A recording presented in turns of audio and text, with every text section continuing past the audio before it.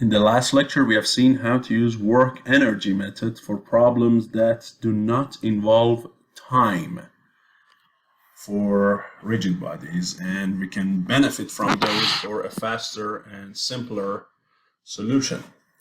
Now, there are problems that basically the impulse and momentum method would make us a faster and better solution. And if you remember from particles, these are the problems where typically collisions, impact, and problems like that would happen.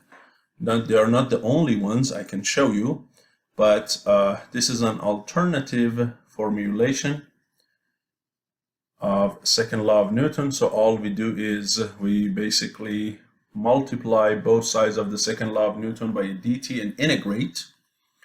And when you do, we'll see that the linear impulse created by the forces applied to the rigid body is equal to its linear momentum at position 2 minus its linear momentum in position 1, right? And for linear momentum of a rigid body, we multiply its mass by the velocity at the centroid. Okay, so that's not a big deal.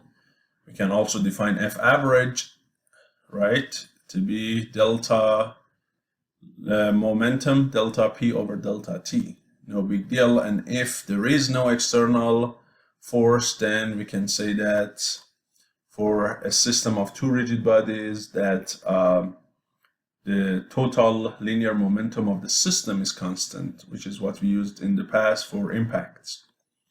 Now, the other thing that we want to look at is the impulse and momentum for rotation. And if you remember, for rotation, the governing equation we have is sum of the moments about centroid is equal to rate of change of angular momentum about the centroid. So, and you remember that for a rigid body, we showed that the angular momentum can be written as I times omega. Therefore, if we consider I to be constant, remember there are conditions for that, and I mentioned them in the previous lecture, but if those conditions are there, then we can write this dH over dt as simply I times alpha, okay? So we know it should be a 2D condition, and then those cross moments, Ixz and Iyz should be 0. Then we get this simple form that we use in chapter 18. Now, we basically write alpha to be d omega over dt, cross multiply both sides by dt and integrate, and then we get this other very important equation, or this one on the top, which says the integral of moments about the centroid with respect to time, which we call it what? If you remember, we call it an angular impulse, right? Is equal to I about cm omega 2 minus I about cm omega 1, which is, this is angular momentum in position 2, this is in position 1. And again, if this quantity is 0, then we can say that this angular momentum is gonna stay constant. We call it conservation of angular momentum. And similarly, then again, the delta H over delta T, or the angular impulse divided by delta T, we can call it M average. Okay, so no big deal. And I emphasize them again here for you. I summarize them before we start solving anything with them. So our first big thing is this. The integral from T1 to T2 of summation of the forces on a rigid body dt is equal to its mass times velocity at the centroid in position 2 minus mass times velocity of the centroid in position 1, right? So this right-hand side is change in linear momentum,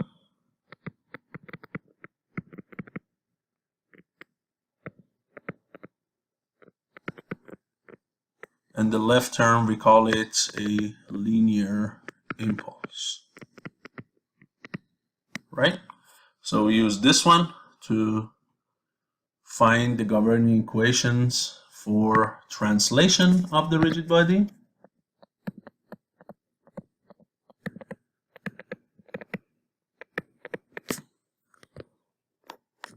And then for rotation,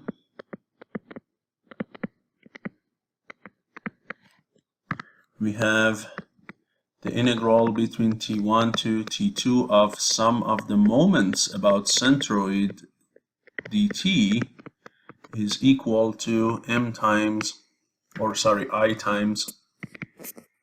about cm times omega 2 minus I about the centroid times omega 1, and this guy we call the angular impulse, and this guy is change in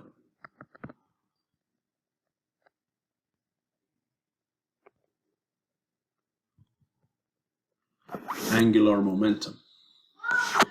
Now, not only we can write the governing equation for rotation and use the reference point to be the centroid, also if there is a fixed point on the rigid body, we can use that fixed point for the reference. So we can calculate the angular momentum about that point, and we can calculate the moment about that point too. So this can either be cm or it can be what? A fixed point O.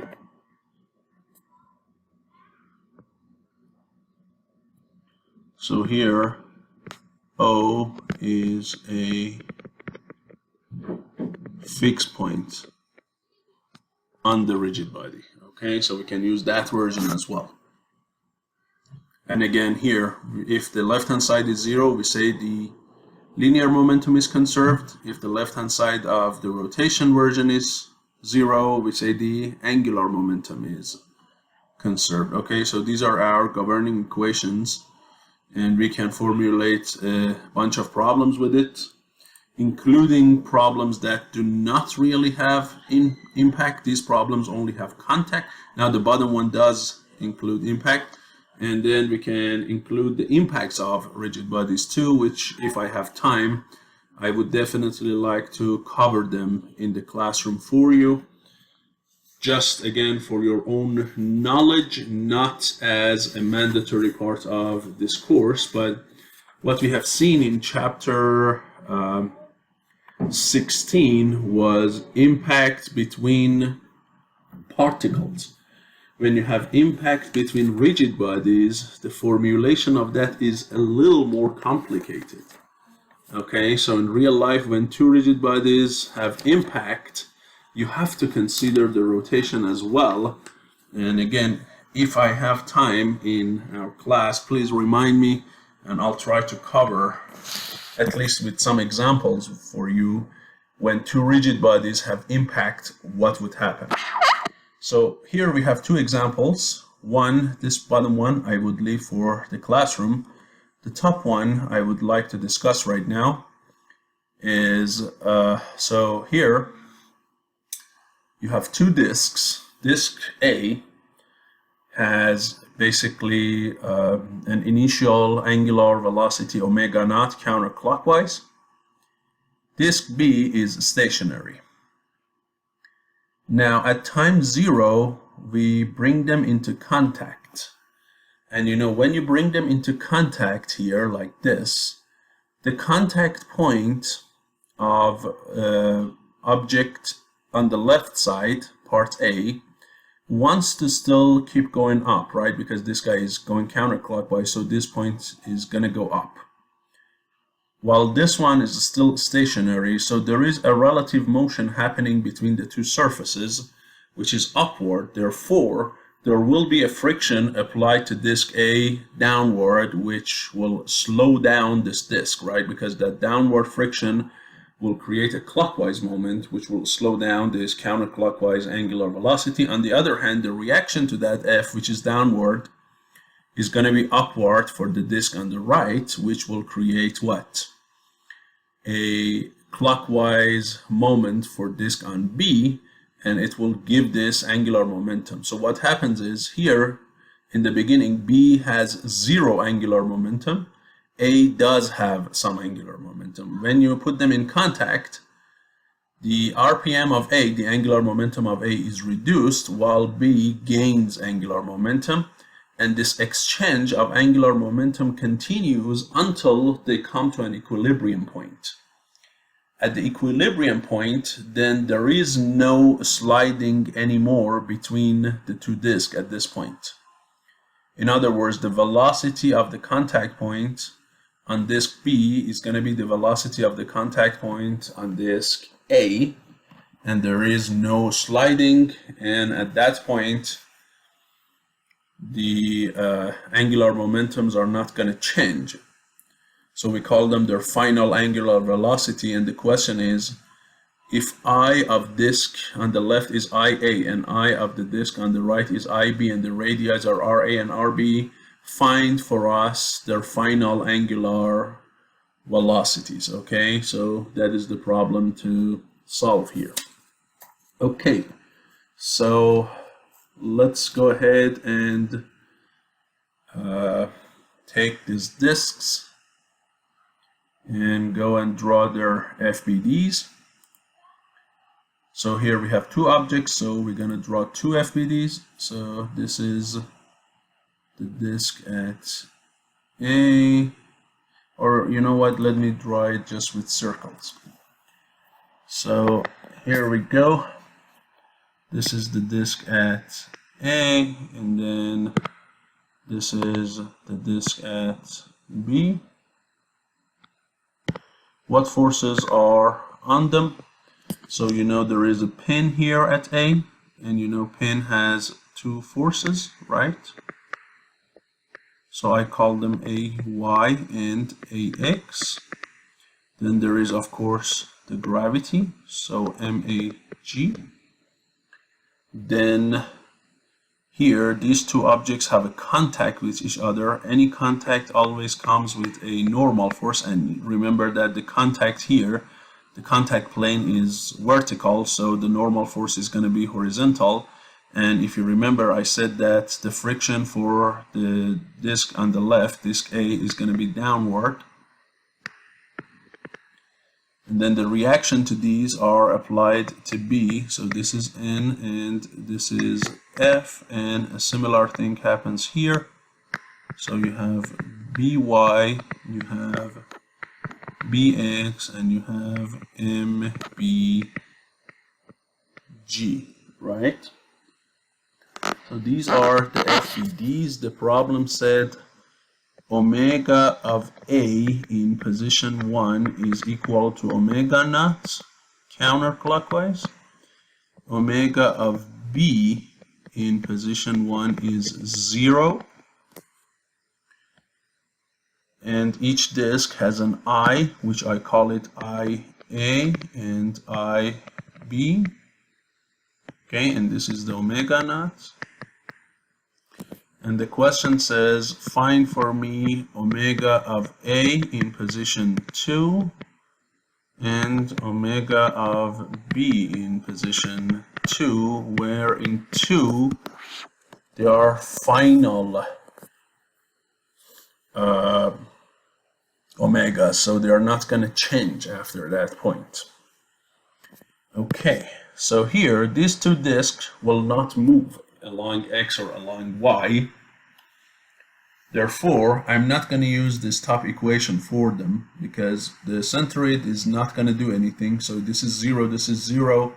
And when you write this, this is going to be equivalent to say some Fx is 0 and some Fy is 0. Which if we do, it brings in these unknown forces of N, Ax, and Ay, Bx, and By into the problem. So we don't want to do translation because these guys don't translate. So all I do, I apply this guy here, one time for A, one time for B. Okay?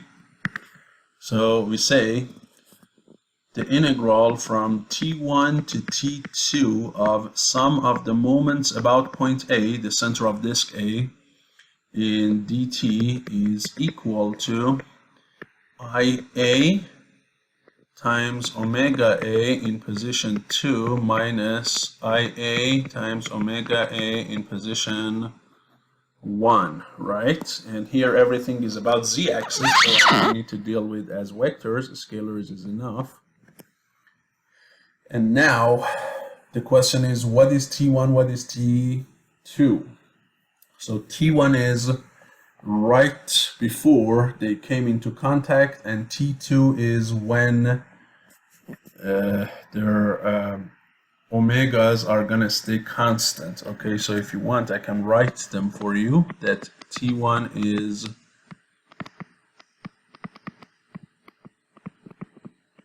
right before contact, and T2 is when angular velocities are final. And by final I mean constant. They don't change anymore.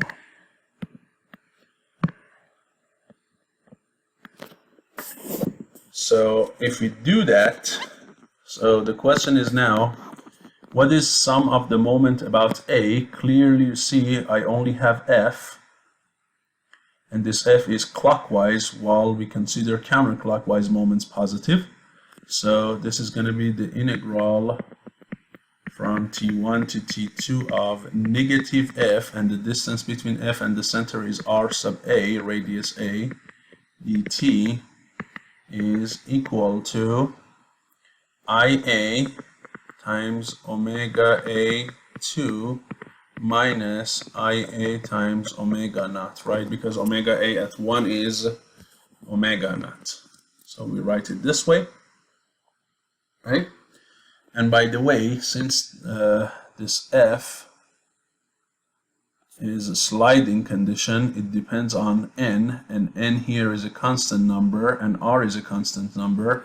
So what I can do, really, I can take this guy out of the integral, and integral of dt will be delta t, so this thing can be written as negative FRA delta t. Okay? Similarly, and I call this equation number 1, I can write the very same equation about object B. So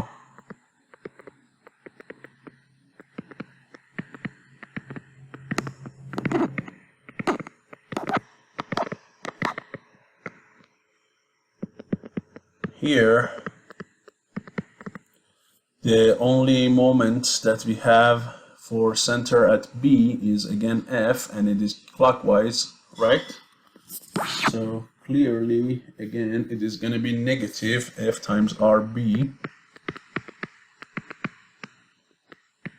dt is equal to IB omega B2 minus 0, right? Because omega B1 is 0, it's initially stationary, and again, since this guy is constant, I can take it out and call this negative FRB delta T, and I call this equation number 2.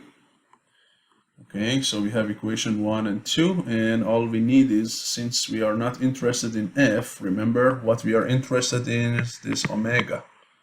Omega A2 and omega B2, these are what we need to find. Nobody asked us to find the friction. So to get rid of friction, since it's a linear term on the left side of both equations, we're going to divide. So what we do here, we're going to divide 1 by 2. Not only it would get rid of F, it will get rid of delta T that we don't know how much it is. So you're going to get RA over RB is equal to IA omega A2 minus IA omega naught divided by IB omega B2. and I call this equation 3. So equation 3 now gives me one equation between the two unknowns, omega A2 and omega B2. But we know one equation is not enough for solving for two unknowns. I need another one. And what is the other condition that we have not used so far in this problem? The final thing. We say they are final at this point. When is it that they are final? Remember, they are final when the 2 points of contact on the disk here, this point here, and this point here that come into contact, they have the same velocity, right? So there is no sliding happening. So if I call this P1 and I call this P2, so no sliding condition.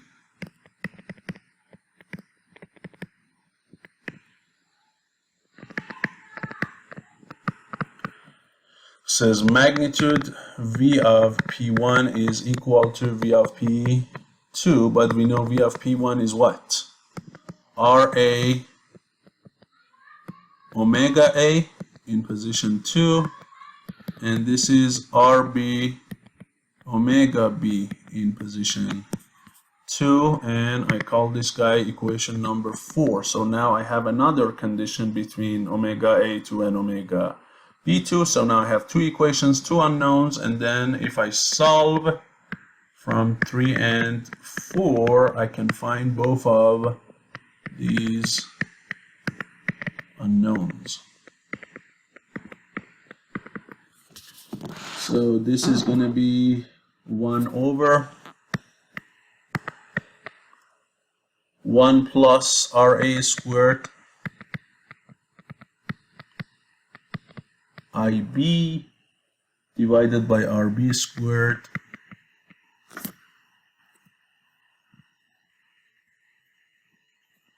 IA, the whole thing times omega naught. And this one is going to be similar to that in terms of denominator. The numerator is going to be RA over RB.